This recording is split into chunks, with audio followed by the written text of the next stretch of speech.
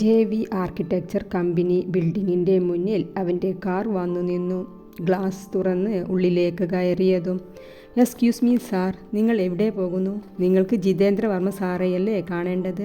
അദ്ദേഹം മീറ്റിങ്ങിലാണ്. അവിടെ റിസപ്ഷനിൽ വെയിറ്റ് ചെയ്യൂ. അദ്ദേഹം ഫ്രീ ആകുമ്പോൾ നിങ്ങളെ ഞാൻ അങ്ങോട്ട് കൊണ്ടുപോകാം." 6 അടിയോളം പൊക്കവും അതിനൊത്ത ജിമ്മൻ ബോഡിയും ട്രിം ചെയ്ത താടിയും മീശയും വെളുത്ത സുന്ദരനായ ഒരു യുവാവ് കണ്ണിൽ കൂളിംഗ് ഗ്ലാസും കോട്ടും സൂട്ടും ധരിച്ച് ജെ.വി. കമ്പനിയുടെ ഓഫീസിലേക്ക് കയറി വന്നതും മെലിഞ്ഞ കൊലുനനെയുള്ള സുന്ദരിയായ ഒരു പെൺകുട്ടി ധൃതിയിൽ ഫയലും പിടിച്ച് ഓടി വന്നുകൊണ്ട് അവനോട് പറഞ്ഞു. അവൻ അവൾക്കു നേരെ തിരിഞ്ഞു നിന്ന് കൂളിംഗ് ഗ്ലാസ് കണ്ണിൽ നിന്നും മാറ്റി അവളെ ഒന്ന് നോക്കി. "നീ ആരാണ്? നിന്റെ പേരെന്താണ്? ഈ ഓഫീസിൽ എപ്പോൾ ജോയിൻ ചെയ്തു?" അവൻ അവളെ തന്നെ നോക്കിക്കൊണ്ട് അവൻ്റെ സ്ഥായിയായ കലിപ്പൻ ഭാവത്തോടെ തന്നെ ചോദിച്ചു. "അതെ, ഇതൊക്കെ ഞാൻ എന്തിന് നിങ്ങളോട് പറയണം?" അവൾ പുരികം ചുളിച്ചുകൊണ്ട് ചോദിച്ചു. "നിങ്ങൾക്ക് ജിതേന്ദ്രൻ സാറെ അല്ലേ കാണേണ്ടത്? കുറച്ച് സമയം വെയിറ്റ് ചെയ്യൂ. അദ്ദേഹം ഫ്രീ ആകുമ്പോൾ കാണാം." അവൻ അവളെ അടിമുടി ഒന്ന് നോക്കി. "നിനക്കറിയോ ഞാൻ ആരാണെന്ന്?" "എനിക്ക് അറിയേണ്ട കാര്യമില്ല നിങ്ങൾ ആരാണെന്ന്," അവൾ പുച്ഛത്തോടെ പറഞ്ഞു. "ഇന്ന് വരെ ഈ ആദിത്യ വർമ്മയെ തടഞ്ഞു നിർത്താൻ ആരും ധൈര്യപ്പെട്ടിട്ടില്ല." അവൻ പല്ലും ഞെരിച്ചുകൊണ്ട് പറഞ്ഞു. "ഹേയ് നിർത്തൂ, നിങ്ങൾ ആരും തടയാൻ ശ്രമിക്കാത്തത് കൊണ്ടാണ് നിങ്ങൾ ഇങ്ങനെ ആയത്. ആരെങ്കിലും തടഞ്ഞിരുന്നെങ്കിൽ നിങ്ങളുടെ ബിഹേവിയർ ഇങ്ങനെ ആവില്ലായിരുന്നു." "അപ്പോയിൻമെൻ്റ് ഇല്ലാതെ സാറെ കാണാൻ അനുവാദമില്ല mister." "Sir good morning."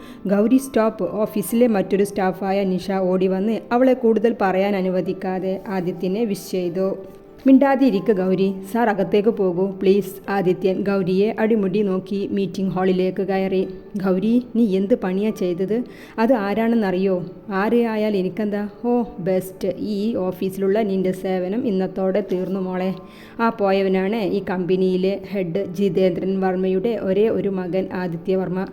Gauri വല്ലായ്മയോടെ നിഷയെ നോക്കി. "വന്നിട്ടൊരാഴ്ചയല്ലേ ആയിട്ടുള്ളൂ. ഇത്രയും സ്മാർട്ടാവാതെ ഒരു പൊടിക്ക് കുറക്ക്." നിഷ പുച്ഛിച്ചുകൊണ്ട് കടന്നുപോയി.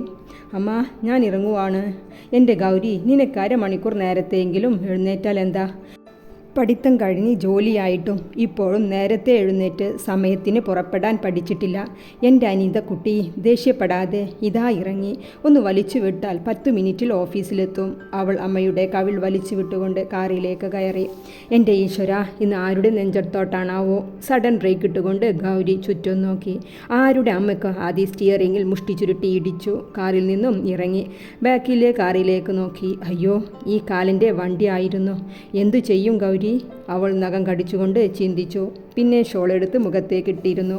"Excuse me." അവൻ ഡ്രൈവർ സീറ്റിലെ ഗ്ലാസിൽ മുട്ടി. അവിടെ നിന്നും ഡ്രൈവർ സീറ്റിൻ്റെ അടുത്തേക്ക് നടന്നു. ഗ്ലാസിൽ മുട്ടി. "എനിക്ക് സംസാരിക്കണം നിങ്ങളോട്." "ഗ്ലാസ് താഴ്ത്തൂ." അവൾ മെല്ലെ ഗ്ലാസ് താഴ്ത്തി. "ഹേയ്, മുഖത്ത് നിന്ന് ഷോൾ മാറ്റൂ." "വേണ്ട, മുഖത്ത് നിന്ന് ഷോൾ മാറ്റേണ്ട. നിങ്ങൾ സംസാരിച്ചോളൂ." "അത് മുഖത്ത് നിന്ന് ഷോൾ മാറ്റിയാൽ നിങ്ങൾക്ക് ദേഷ്യം വരൂലേ? പിന്നെ നിങ്ങൾ ചെയ്തത് കണ്ടാൽ ദേഷ്യം വരാതിരിക്കോ? ഷോൾ മാറ്റാനാണ് പറയുന്നത്." അവൻ കലിപ്പോടെ പറഞ്ഞു. "വണ്ടി ഇങ്ങനെയാണോ ഡ്രൈവ് ചെയ്യേണ്ടത്?" ഗൗരി മെല്ലെ ഷോൾ മാറ്റി അവനെ നോക്കി നന്നായൊന്ന് പുഞ്ചിരിച്ചു. ആ പുഞ്ചിരി ഒരു ഇളിയായി മാറിയിരുന്നു എന്നതാണ് സത്യം. അവളുടെ മുഖം കണ്ടതും ആദി സൂക്ഷിച്ചു നോക്കി. നീയാണോ?" "നോക്കൂ, ഞാൻ പറഞ്ഞില്ലേ." അവൾ പറഞ്ഞുകൊണ്ട് ഡോർ തുറന്ന് പുറത്തേക്ക് ഇറങ്ങി. "അതെ, ഞാൻ പറഞ്ഞില്ലേ എന്നെ കണ്ടാൽ നിങ്ങൾക്ക് ദേഷ്യം വരുമെന്ന്. എൻ്റെ കയ്യിൽ മാസ്ക് ഇല്ലായിരുന്നു. അതാ, ഉണ്ടായിരുന്നെങ്കിൽ അത് ധരിക്കാമായിരുന്നു." അവൾ നിഷ്കളങ്കത വരുത്തിക്കൊണ്ട് പറഞ്ഞു. "നിനക്ക് ഡ്രൈവ് ചെയ്യാൻ അറിയില്ലെങ്കിൽ എന്തിന് വണ്ടിയും കൊണ്ട് ഇറങ്ങി മറ്റുള്ളവരെ ബുദ്ധിമുട്ടിക്കാനായിട്ട്?" "എന്താ നിങ്ങൾ പറയുന്നത്? കഴിഞ്ഞ 3 വർഷമായിട്ട് ഞാൻ ഡ്രൈവ് ചെയ്യുന്നതാണ്."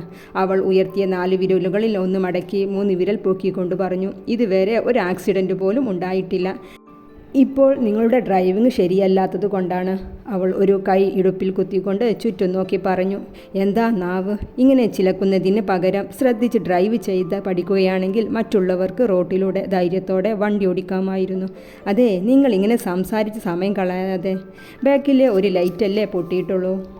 വർക്ക്ഷോപ്പിൽ ഒന്ന് കയറ്റിയാൽ 10 മിനിറ്റ് കൊണ്ട് റെഡിയാക്കി പോകാം. എനിക്ക് ഓഫീസിൽ പോകാൻ ലേറ്റ് ആകുന്നുണ്ട്." ഗൗരി പറഞ്ഞുകൊണ്ട് ഡ്രൈവിംഗ് സൈഡിലെ ഡോർ തുറന്ന് അകത്തേക്ക് കയറി ബാഗും എടുത്ത് ഡ്രൈവർ സീറ്റിലൂടെ പുറത്തേക്ക് ഇറങ്ങി. ആദി ഇതെന്ത് ജീവി എന്ന രീതിയിൽ അവളെ തന്നെ നോക്കി നിൽക്കുകയാണ്.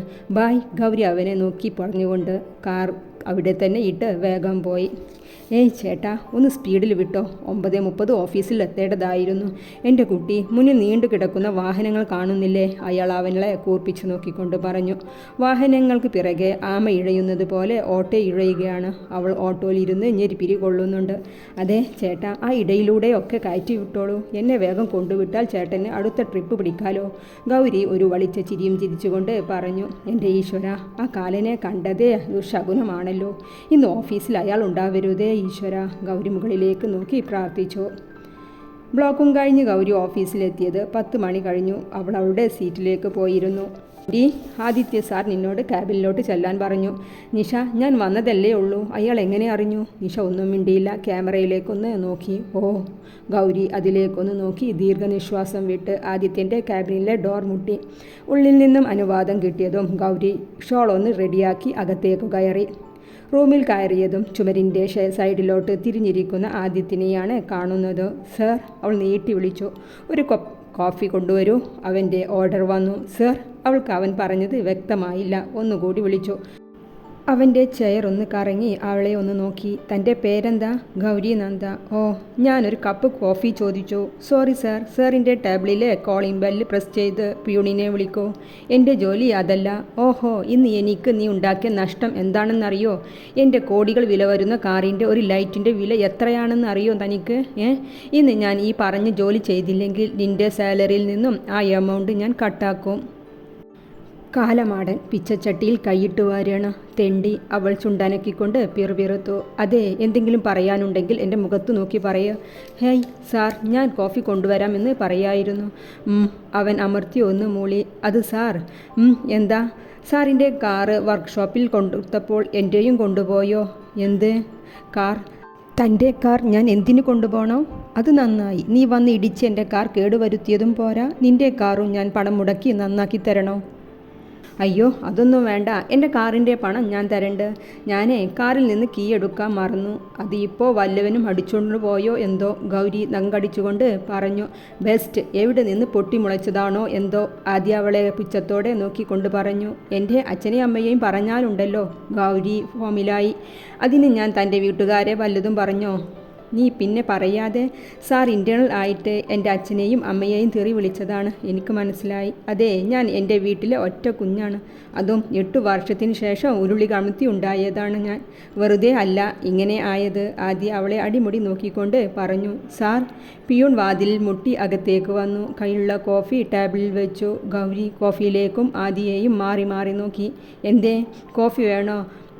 അവൾ ചുമൽ ഇളക്കിക്കൊണ്ട് പറഞ്ഞു. എന്നാൽ ഇവിടെ നിന്ന് തീയാതെ പോകാൻ നോക്ക്.